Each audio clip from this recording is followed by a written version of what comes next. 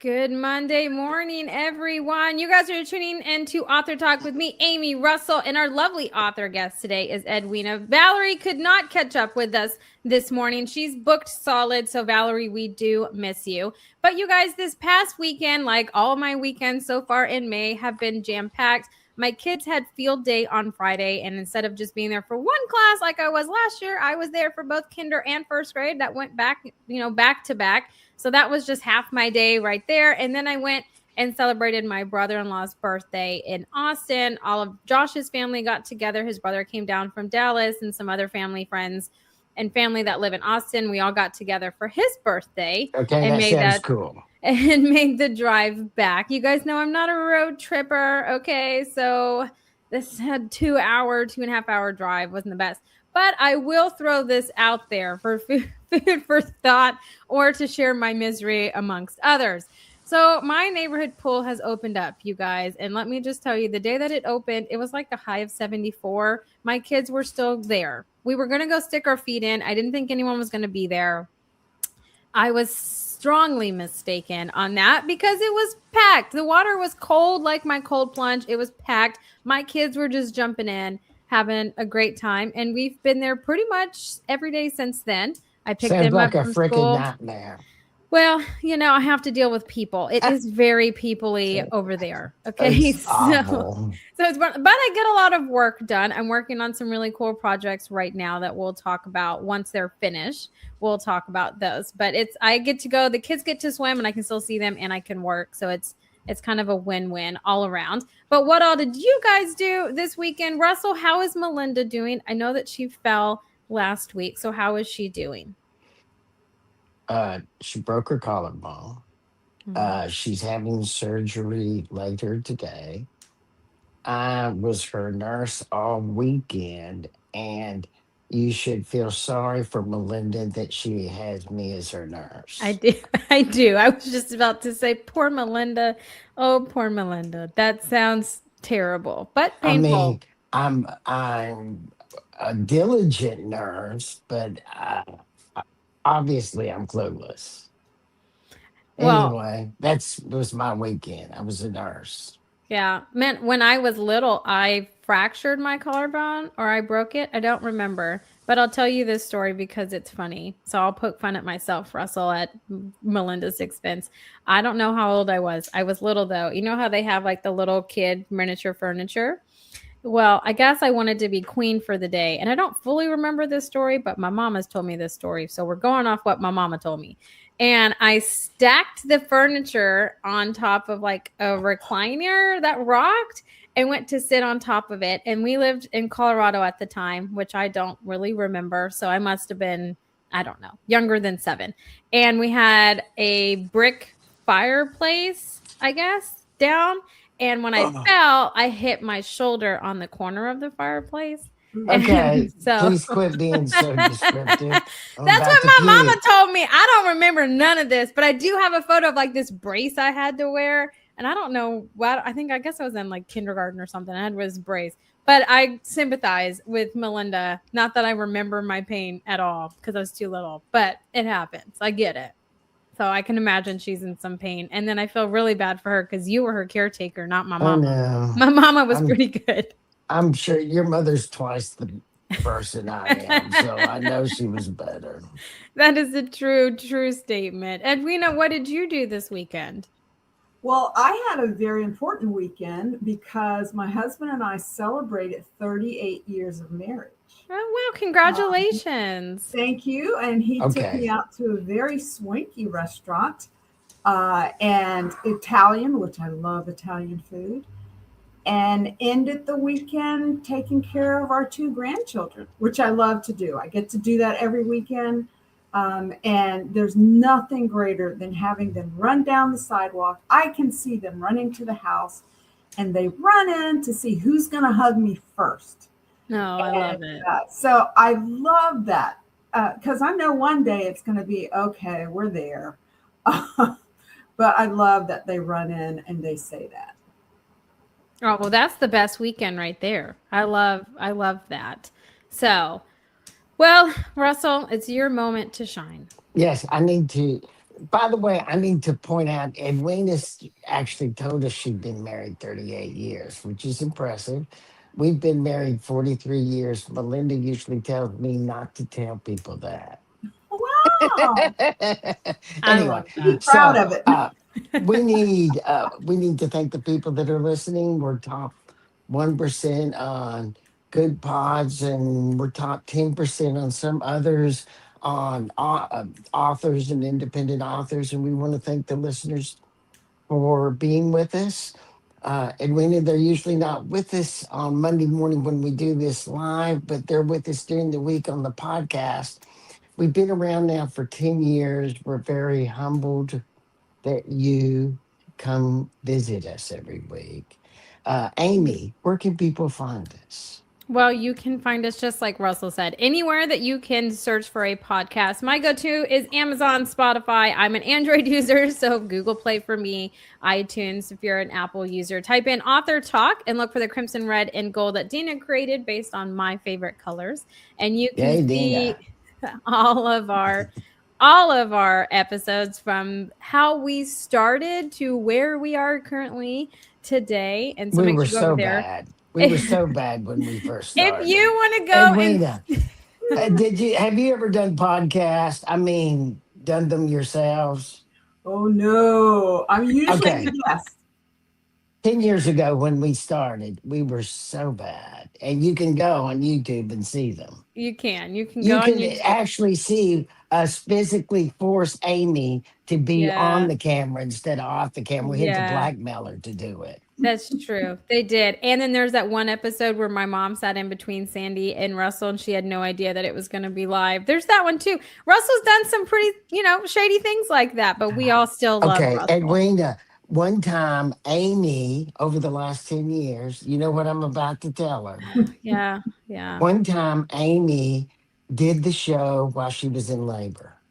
Okay, he says this every time. So listen. What? Okay, hold on. I was not on video when I was in labor. It was Sandy Russell and our author guest. And I was just in the comment section and I was just doing my job and sharing it like I'm supposed to and chit-chatting in the comment section. I wasn't while acting. she's in labor at the, That's can you true. freaking believe Oh, that? that's Yeah. dedication. I mean, it was No, just from my phone. I that's, think I she's, popped on. I think I did pop on because I you was did pacing pop the room. on. Yeah, because I was See, pacing the room. I you're did such a pop on. badass. I I had tell makeup you. on. For my oldest, I had makeup on. My youngest, y'all did not see me. But anyway, that fun times. But you guys, okay, so I want to talk about because Russell, you weren't here last Monday. And we had some really fun, colorful conversations. And so I want Yeah, to kind of catch anytime you you up have on it. Dina in the morning, it's going to be Oh, she's colorful very because colorful, just she's like you. aggressively angry in the morning with her She's, yeah, she's cheerfulness. just like you, Russell. But okay, so one, I want to give you some updates. Okay, so Ben Lamont's historical Scottish fiction book hit #1 and stayed #1 for like over a week, which is fantastic. And then it dipped down and then it came back up over the weekend. So it was currently at #1 for a little over a week and a half. And then Dan Flanagan's poetry book sat at #1 for a solid week and a half in poetry about grief and like a memoir. So those two things which were happening 2 weeks ago was fantastic, super exciting. I love to see those things. We have more coming, but I want to get Russell's opinion on what I had kind of said last week. And then Russell, I want to see what you think about it. So we all know that Amazon has bought Goodreads, right? That happened a while ago. Yeah, but we didn't know it. You knew it, and then we were I just didn't shocked to share it. hear it. I know I didn't share it with anybody. I'm Did you sorry. know it, Edwina? I had heard rumors. Yeah. Okay, So, I didn't know. Yeah. Okay. So they had bought them, which is, if you've noticed over the past couple of months, I'm going to say at least 6 months, Goodreads has stopped populating on Amazon. It used to populate. What does that mean? So you used to be able to see like the Amazon ranking next to the book, and then it would have the Goodreads ranking right next to it. So it no longer populates on there. So What does that mean? What do you mean populate? It doesn't show up on there anymore. Okay, then say it. Okay. Populate. It doesn't populate. Anyways, so it doesn't do that anymore. And here is my theory. Amazon is moving in different directions, right? They're opening like a pharmacy, online pharmacy, all these things. They're going in a different direction. So my theory, and hopefully I'm right, maybe I'm not, and I'm just putting it out there because I want this to happen. But I think that eventually Amazon will migrate like reviews and book production, not necessarily off of KDP, but Goodreads will hold more weight in terms that it already holds more weight than Amazon reviews. Anyways, to be honest, we already know this. Goodreads is way more preferred than Amazon reviews, but you need Amazon reviews to help you populate in their newsletter. I'm sorry, to help them promote you in your newsletter. That's a lot of words. Yeah, I But guess I I do like populate, but exactly. See? So you won that my argument. my theory is that in their motion in obtaining Goodreads is because they're going to migrate everything over to Goodreads in terms of books, and Amazon will be separate from books. That's what I think. But I have a question also because everyone was also shocked about this whole thing. But I heard this on the radio, and what's on the radio is golden. No one lies on the radio. Um, I heard that Amazon got their start and how they started was in books. Did anyone else know this? I had no idea that that's how they started. That's not true. Okay, good. I didn't think it was true either. What is true is Amazon got involved in books through doing the online services for Barnes and Noble and other Okay. companies. And then uh, to the business geniuses at Amazon, they said, we need to quit doing this for Barnes and Noble and do this for ourselves. And then they Okay. did. That make more sense because I know that their ebook was like hot is what everybody wanted, and that's what they were feeding to online retailers. But yeah, I don't know. We'll have to see. But that's what I think. I think they're making a move to I migrate think to you're right. Goodreads. That makes business sense. If you're Hmm. going to invest in the purchase of that company, you're going to move everything into it so you don't duplicate your services in two different parts of the company. So Yeah. it sounds smart to me, Andy. I know. Maybe I'm just a genius and now they're going to do it because they've heard me because, I'm Yeah, on their radar. yeah, you're really important. I've always said how important you are. Oh my goodness. And But so, Josh really even cares about what you're just saying. so also I was talking about the last time Russell you were here is I was doing 2 giveaways on Goodreads, which isn't new. People do these all the time. It's just new for me to do because I don't generally focus over What there. are you I'm trying to very promote to focused. give stuff away? Well, Oh, the you promote books. books. Yeah, so you Ben promoted the month and of it. Yeah. right. So you promoted the book that the month's coming out, right? There's like this whole strategy, and you usually have it. How we set it up was it went all the way until after the book came out because the book came out like 4 days before the end of the month.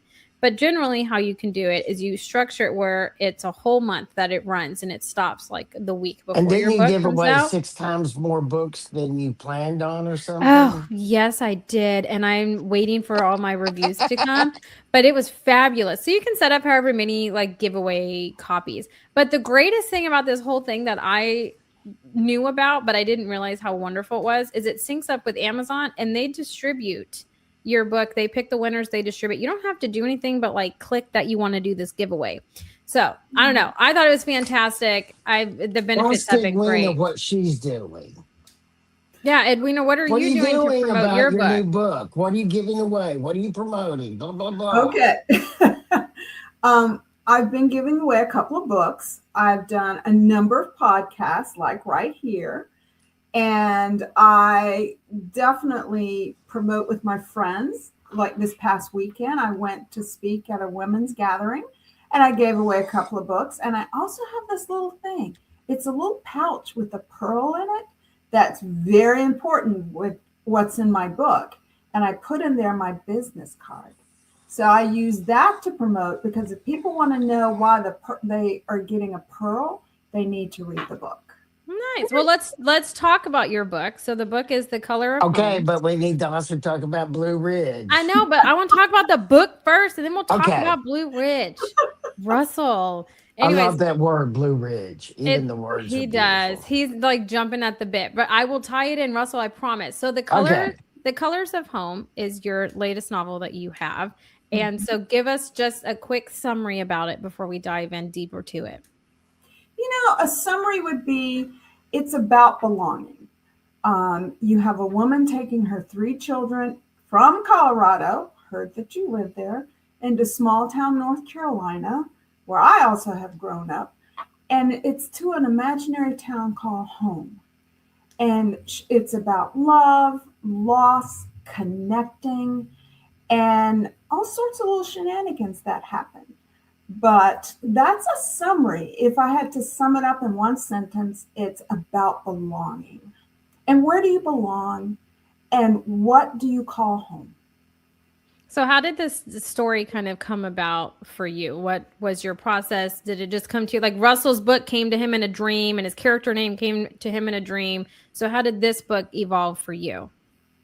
It evolved because I had written another book. I'm not going to say similar, but I like strong women characters. I also like women characters who are vulnerable. And so when I started thinking about writing this book, Ebony came to me right away. The name Ebony, the character came to me. So I said, what is her story? And what is her Achilles heel? And it started building from there. Our family spent a number of years in Colorado during the summer. So I thought, I'm going to take her from Colorado, which is all she's ever known. But when her husband died, I wanted to take her back to North Carolina. And because I grew up in small town North Carolina, I knew a lot of what she was going to go into. So that's kind of where the idea came, was taking this family from one part of the country to the other, and what happens in between, and what happens when they get there.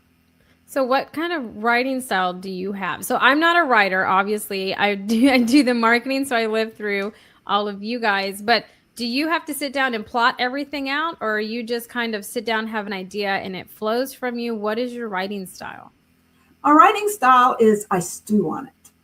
I will have an idea and I will just think about it. And when it involves characters, which it does, I actually started putting together the characters, their traits. And I do research on that because I have 3 kids in the book. So I wanted to have an idea of firstborn, middle child, youngest child.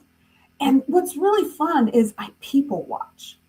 And as I am developing the characters and I see someone that, oh, he reminds me of Owen, I will take notes. What was really funny, I went with my husband, excuse me, to an event where I had been noodling on this one character and the guy walks in the room. I went, that's my character. So all I had was my phone and I'm taking notes. So as far as that goes, I guess I'm more of a pantser who noodles on where I'm going to take the characters and what I'm going to do. I love that though. One, I like people watching. I just create stories in my head of people anyways, or like couples at dinner tables and stuff. But I Mm-hmm. love that you've used that, and then the moment that this guy walked in, you knew that it was your character and you would just take notes kind of constantly on it. I'm not organized enough to do that, so I applaud you for doing it. But so you had mentioned that you, from my understanding, you had lived in Colorado at some point, and then now you live in the small town, so you can kind of relate to it. So my question is, what is I don't know what is playing, but what is kind of the character that you relate to the most in your book? I relate to Ebony, and that is the main character. Excuse me. I relate to Ebony because of a lot of what she goes through. And I pull from that. I pull from my own life. So when I said we were in Colorado, we would be there every other summer. And I just knew one of our kids we have 4 kids. I knew one was going to end up in Colorado, and they're all on the East Coast. So I was wrong about that. But as far as Ebony goes, it's her emotional struggle. It's that, who am I? And how do I figure that out in the midst of life? And I wrote that about her as she is trying to discover who she is and what is home. Growing up here in North Carolina, I'm going to say I was kind of an odd duck. I didn't know where I fit. And I remember one day in college going, where do I fit? Who are my people? And I took that and I put that in Ebony's life. I bring that out in her and the struggle that she goes through. So I definitely relate to Ebony. She could be my sister.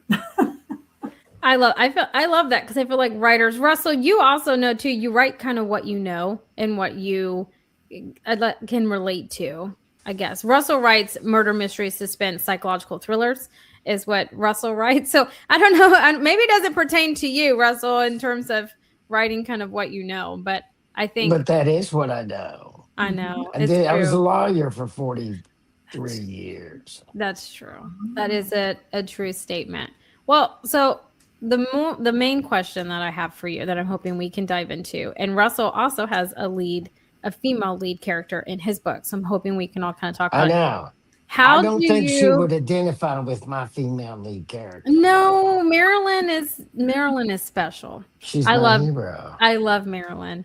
How do you write strong women that are also vulnerable at the same time? Because And they don't kill people. yeah, well, because I know a lot of strong women that are very strong, but they don't like to show their vulnerable side. And so Or they're I'm just killy. his kills people. But how do you blend that together? Because it almost seems like polar opposites. Strong women don't usually like to be or express their vulnerability. So how do you blend that so effortlessly? And was that hard for you to write? Actually, it wasn't hard for me to write. I also love the author Blake Pierce. And Russell, if you haven't heard of Blake Pierce, you need to, because his women kill people. I love books like that. And in the story, it's what happens, their weakness is part of their life that they want to hide. And, like, for instance, one has a daughter who totally is off the deep end, but she's trying to go out and save all these people and be the CIA agent she's supposed to be. So for me, having strong women with vulnerability, that's life. We're not perfect. Right. And to show that, and how are they going to try to deal with that on top of still living their lives? And with Ebony, she has what I call control issues. She wants to hold her family together. She wants to be the one who's in. Okay, that's funny that you said control issues. That's good choice of words. Yeah, and she does. And her husband has died, so now she's got to be the one to hold this family together. And you see through the book that people are trying to say to her, you don't have to do it alone. And when she visited her brother-in-law and obviously had a scene where she pushed him away, he said to her, I'm not the only one you're pushing away, trying to be in control. You're pushing away your oldest son. Are you going to be that person, or are you going to be his mother? So she hears things like that, but she's so wounded that it's like, well, I have to be the one to do this. And so I like characters who come across strong, but they also have that weakness. And sometimes they don't know what it is until it's pointed out to them. And they have to decide, are they going to make a change, or are they going to stay where they are and keep dealing with those obstacles? So it's relatable, at least for me, it's relatable. I wouldn't say I'm controlling. Russell would, but I wouldn't say I'm Okay, controlling. Edwina, she is very controlling, I am not. but she is considerate. There In you other go. words, she won't hit Yeah. you with her fist. She'll put a glove on. And I'm she won't very, hit you yes, unless she has to. Mm-hmm. She's Amy's Amy's like this really strong young woman that has, a little cushion on the outside, very right? little, Mm-hmm. but I have a high You tolerance. do. You round off your sharp edges so you don't cut us when you hit us. I appreciate that. So I feel like Ebony's relatable in that. And, sometimes you're blinded. I think just in life, I think sometimes you're blinded and you need an outsider to kind of help sometimes guide you, right? We all have those horse blinders on, so you need that. So it's a relatable. Your book sounds like a book that people have gone through, that challenges and Mhm. circumstances in life that's happened to people and that they can relate to. And I like reading books like that. I'm currently like in like my dark period, so I'm reading a lot of dark Well, books right now. it's you So wouldn't believe it, Edwina. so That is. it's one of those, but the title of your book, The Colors of Home, just made me feel very happy. And then how your description of it is just like a sense of belonging, and finding where you belong. I think that's a struggle for everybody. And so I think that it's important to have books that is people experiencing those things. I think it's relatable for people. So I want to talk about the book. So your publicist had sent me over your press release for it. So I want to read a little bit about it, and then I want to dive in kind of deeper because this just skims the surface, and I want to dive in a little bit deeper. But it says right here, it says that her oldest son, Owen, is angry and restless after legal trouble in Colorado. Scotty is desperate to belong on a high school football team. And Destiny, bright and tender with Down syndrome, sees beauty everywhere, even where others see difference. I love the last sentence where it says sees beauty everywhere, even where others see difference. And so I want to kind of talk about what it was, what kind of made you evolve into having Destiny would be someone with Down syndrome, and then just see all the beauty when her brother's going through some crazy things, her other brother doesn't feel like he belongs, the mom's having some issues. So I love to see that Destiny's like the one that's just like everything's beautiful and we're all great. So what kind of was the pivotal moment, I'm going to say, for you that you wanted to have a character kind of that always kind of saw the light? It's a heavy book. It deals with some serious issues.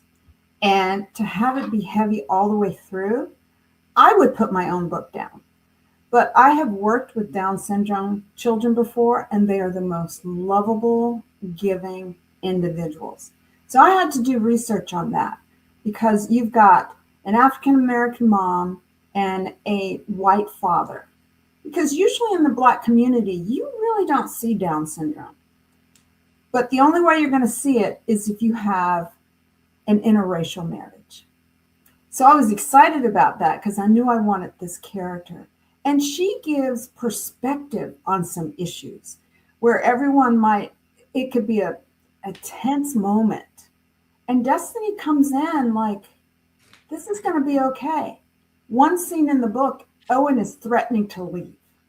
And Ebony is like, where are you going to go? You can't leave. I don't want you to leave. That's when she senses everything is falling apart. And Destiny walks in and she looks at her brother and she looks at her mom and she asks him if he's packing. And he said, yes. She said, well, it's not time to go. He was like, what? She says, did you plan on leaving today? And he was like, no. Well, then it's not time to go. Let me help you unpack. So she sees things like that. She does see the beauty in things, in people, but she is so sensitive to what's going on around her. So life, again, isn't perfect for her, but she sees the good in hard situations.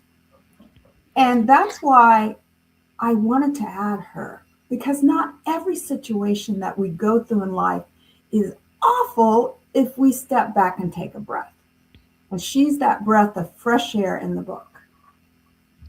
So did you find yourself when you were writing it having to take a step back? Because like you mentioned just a minute ago, you said it is a very heavy book. You do cover some big topics in your book. So did you ever have to take a step back and then continue writing it? Or was it one that just kind of flowed because you always knew the direction that it was going to go?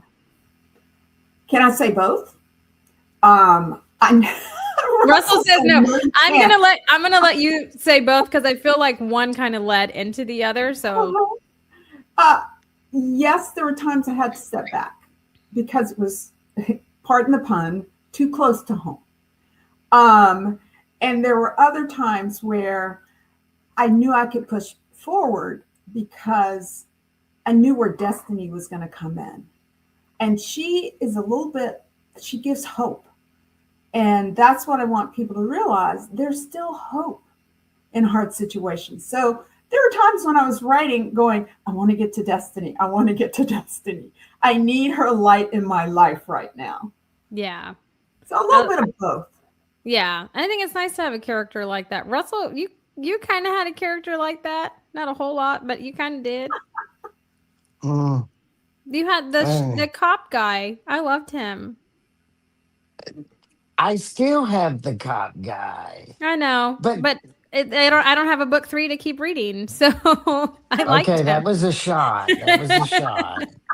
No, but Edwina, I do want to talk about every. You are a very accomplished woman in and of itself. You are a award-winning international author, but you also are the co-director for the Blue Ridge Mountains Christian Writers Conference. That's what Russell's dying to talk to you about, and so I'm here to highlight that. So Russell, take it away. Okay, I've actually that campground right next to where you have your conference. I've actually spent weeks and weeks and weeks in that campground, and actually parked several times in the conference. But I've never got to go to that conference. I would love to have got to go to that conference. I lived in Atlanta for 3 years, and I meant to go to that conference. Tell us about the conference and why people should go. Well, I'll start off with saying, oh, it was your loss. Oh, Um, I know. It's such a I love beautiful that. town. That The was great. restaurants are beautiful. Everything is wonderful about that place. oh, it is. Even though I'm a bit biased, Blue Ridge No, Mountain you're Christian. not biased. You're correct. I'll accept that. Blue Ridge Mountain Christian Writers Conference is the largest Christian writers conference in the nation.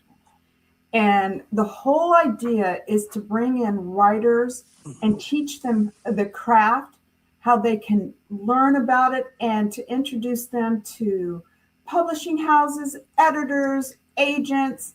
And what I love about Blue Ridge, even though it's the largest, because we usually have between 5 and 600, is that it doesn't feel big. It feels like a family. And all of us who are there and we're working with authors, we want them to succeed.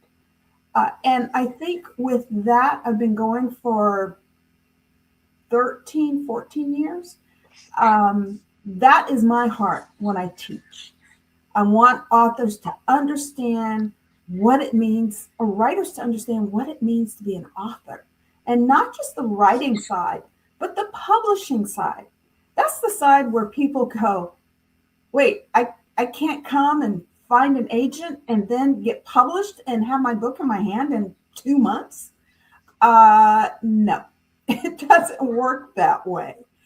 And with the conference, you have some incredible people who are there. Um, I don't know, Russell, if you've heard of Stephen James, but he is one of our keynote speakers this year. And it Have we sounds like, interviewed him, Amy? I don't know. I'll research it. You can continue, Edwina. I'm going to research it and I'll tell Russell. Russell, you two write the same. And I love reading his books, but I can't read them at night. Mm. So with the conference, when people arrive that first day, they may feel overwhelmed because you walk into an auditorium with 4, 5, 600 other writers, and you're like, why am I here?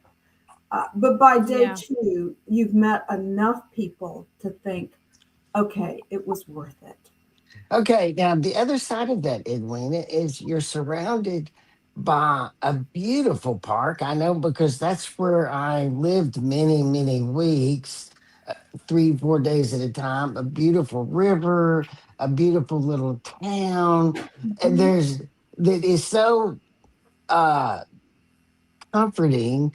So all they have to do is step outside of the conference center, which is not foreboding even itself, right? Mhm. It's just a Right. wonderful place. Uh, why do you guys have it there? I know it's like the perfect place to have. And uh, would you talk a little bit about all the other little uh, writers' conferences that happened in Georgia and Tennessee, just that area? every spring. Do you Well, go to all of them? Because there's a ton of them. I've taught at a lot of them. On average, I was teaching at 10 conferences a year. And I That's a find, lot. oh, trust me. Uh, my husband during conference season said he was a married bachelor. Yeah, I Uh, get that. Fair. That's fair. because he would be like, "Are you home this week?" And I would go, "Wait, let me look at my calendar." And even at church, when I would show up, people would go, "Oh, you're back." I'm like, "Yes, I'm back." But in Now, South Carolina, was that your friends at church, or was that lady at the front of the church saying, "Oh, you're back"? it was my friends. And I Okay, would I'm have just to tell saying them, those are two different. "Oh, you're back." I'm just saying. because I help with the number of things, and it would be like, "Oh, you're back," and that's what tell me I've been gone for a while. And my granddaughter, she's a little spunky. A couple of years ago, they call me Nona. There's a whole story behind that, but they call me Nona. And one time I was in the traveling circuit of conferences, and I walked. They live very close, so I walked into their house, and she put her little fist on her hip and said, "Nona, you travel too much." I was like, out of the mouth of babes. But you've got the Carolina Christian Writers Conference, which is in South Carolina, Asheville Christian Writers Conference, which is in it's in Mountain, not too far from the Blue Ridge Conference, and you have the Kentucky Christian Writers Conference. So there's a number of conferences that I tell people research. What are your needs? The Asheville Christian Writers Conference is a smaller conference. We're talking 100 conferees. So it's very intimate. You also have the Florida Writers Christian Conference, um, that is where I started because I lived in Florida for 30 years. And I got involved with that conference. And how I ended up being a teacher, I had learned so much about writing. And I kept going, I really want to teach. I really want to share with other writers what I know. And the director of Florida asked me one time, "Would you teach a class on X, Y, and Z?" And I was like, "Yes." Um, and from there, I got to know the director at Blue Ridge, and he asked me to speak there. And it just started rolling. I've had directors reach out to me pretty much around the nation who will say, "I've heard of you. Would you be willing to come and teach at my conference?" So there are very few, and I was trying to figure out if there have been any where I have pitched or proposed to teach classes because most people reach out to me. So Blue Ridge, oh, that is my heart. That's where I tell people to come. This year's the 50th anniversary, so it's going to be a big deal. And if people are like, "Oh, that's too big for me," I tell them to go to Asheville. It's a great place to start. I love that. Russell, it's 50th year. You have to go. Maybe it's meant for you to go. Well, to be fair though, No, I'm going to be a nurse oh, that's right. for I'm the sorry. next I'm not It's this going. coming weekend. I Russell's not forgot. going I know. anywhere Yeah, don't leave for the Melinda. summer. Don't leave Melinda. Because Edwina, it's this coming weekend, right? It's on the 23rd. Yes, it's the Okay. 23rd through, excuse me.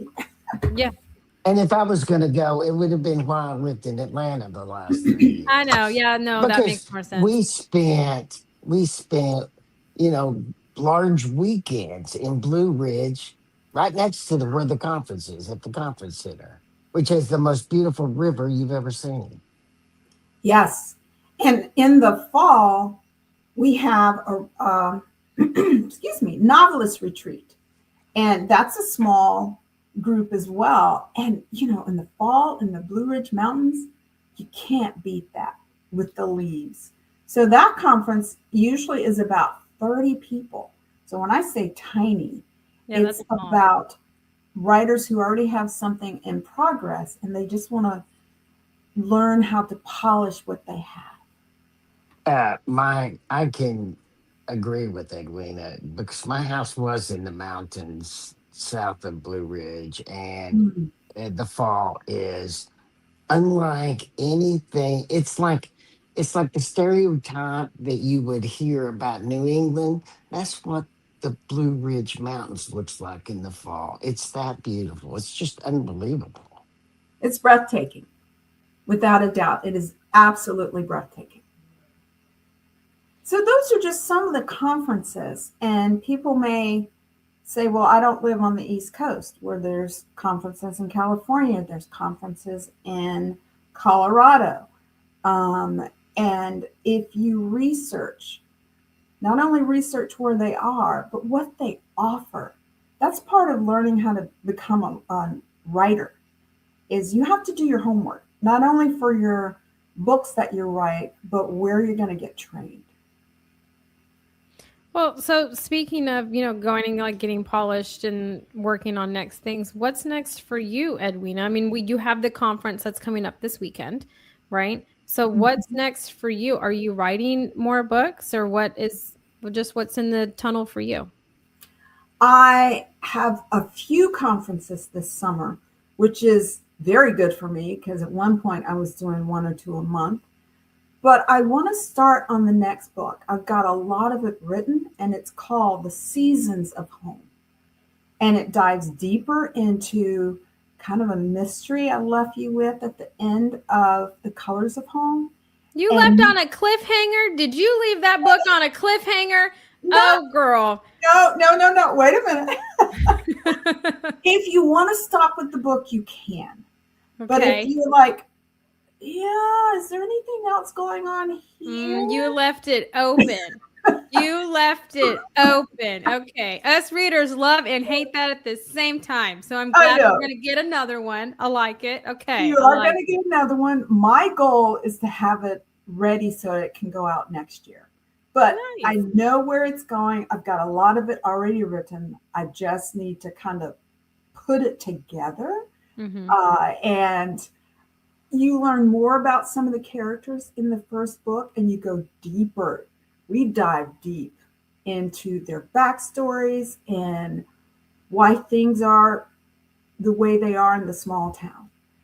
Because, like, I grew up in a town so small, I told my husband when we got engaged, don't be surprised if we have a full page announcement of our engagement in my little hometown paper. And he was floored. He's from Seattle. He went, that's not going to happen. Well, you know what? He was right. We had a half a page for our announcement. That's how small it is. And one of the things with small towns is everybody knows your business. Mm-hmm. And Yeah. Ebony discovers everybody knows her business. And again, that's outside of her control. And it just makes her want to control even more instead of reaching out for help.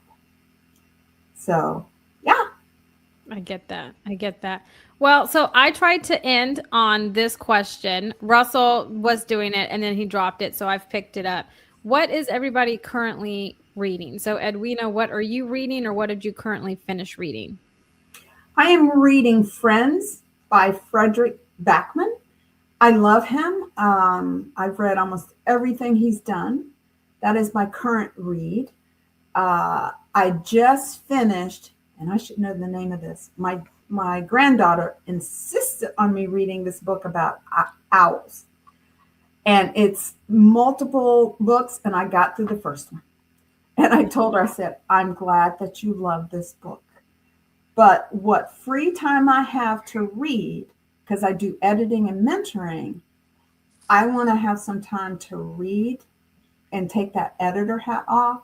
So a lot of times I'll just listen to books on tape. Mm-hmm. And the one I'm listening to right now is The Man Who Died Twice. No. And it's funny, and it's based on the Thursday Murder Club. And anyway, so I've got that going on, and I'm reading Friends. Nice. Russell, what are you reading, or what have you currently finished? I am between books right now. I'm still working on that Romans book that's like Mm-hmm. 2,000 pages. So Yeah, it's a big book.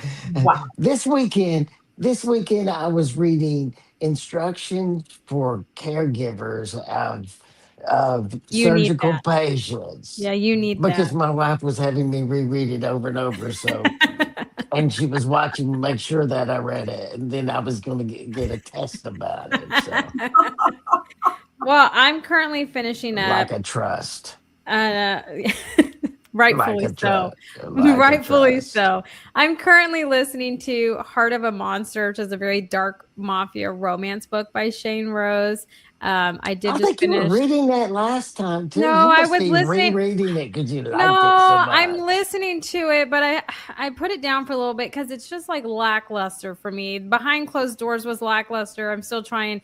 Once you read the Sacrifice and the Lord series, it's hard. Like I'm trying to obtain that level of like twist at the end. So I will get it. I will get there at some point. But Edwina, I want to thank you for taking time out of your day to come and hang out with me and Russell and to tell us about your book, The Colors of Home. And so I want to end it with you telling us how can people go and find you and find your book?